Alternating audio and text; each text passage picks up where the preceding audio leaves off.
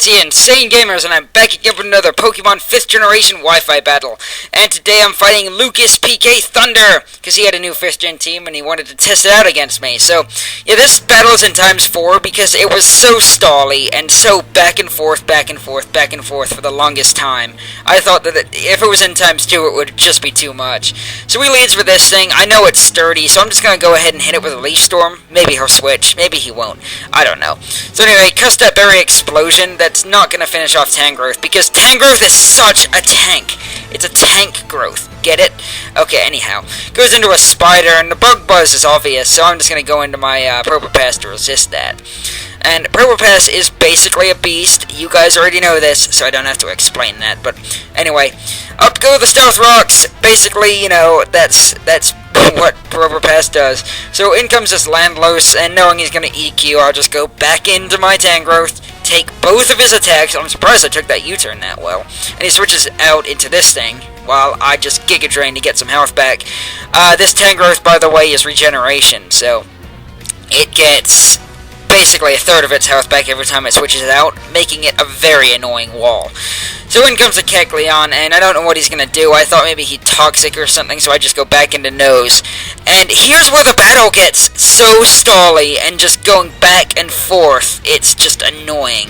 So I T-Wave it for no good reason other than just to T-Wave it. While he just Shadow Balls me, I guess hoping for the special defense drop. So anyway, here comes the Power Gem. Changes him to a Rock type, and he gets paralyzed again. So I'm just going to try to whittle him down, I guess. Now I'm going to Discharge. I wasn't sure if Rock resisted Rock. I don't think it does. I think Rock is neutral against itself. Anyway, T-Waves me, and it doesn't really matter. Since both of us are walls, the paralysis doesn't really make any difference. So, goes into this Landlos now, and Power Gem isn't going to do that much to it. And strangely, it has leftovers. Most of them have, like, Life Orb or something, so intriguing. I'm going to go into Big Pex. And he actually Toxics me. I'm just like, what? A Landlos with Toxic? That is just awesome. Yeah, anyway. Wow.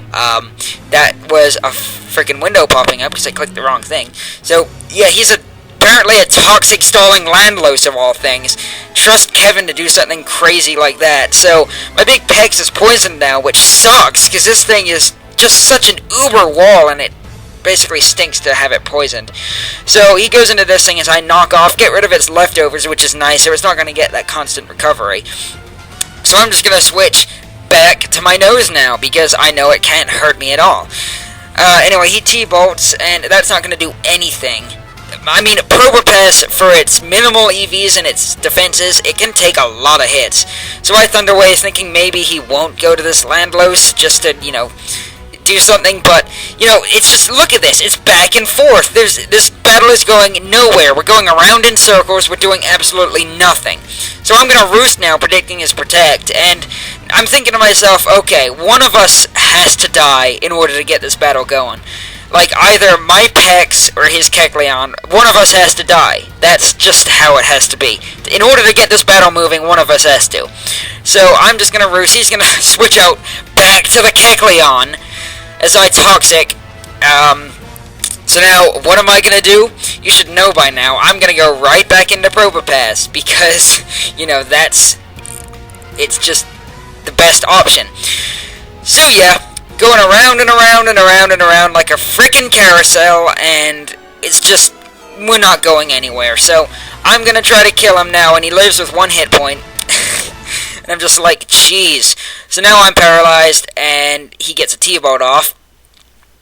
And now he's going to switch, I guess saving it for Death Fodder, goes back out to this thing. And I'm going to go ahead and Power Gem. So hopefully, maybe he'll kill off my Big Pex now, so I can send in my Ice Dragon.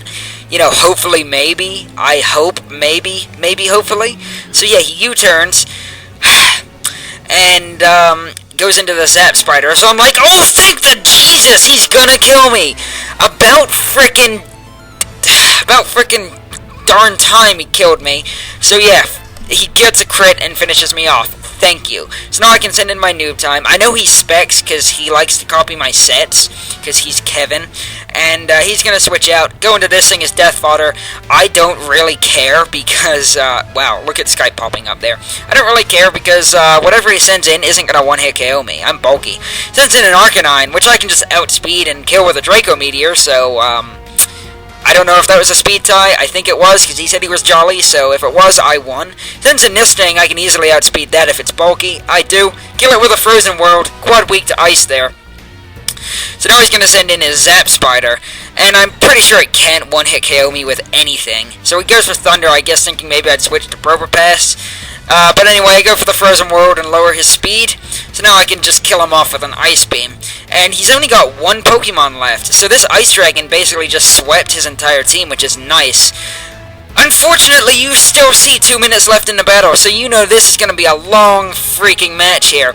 Yes, this Musharna was such a pain. Because my bird was gone, I couldn't Toxic it, and I couldn't wall it.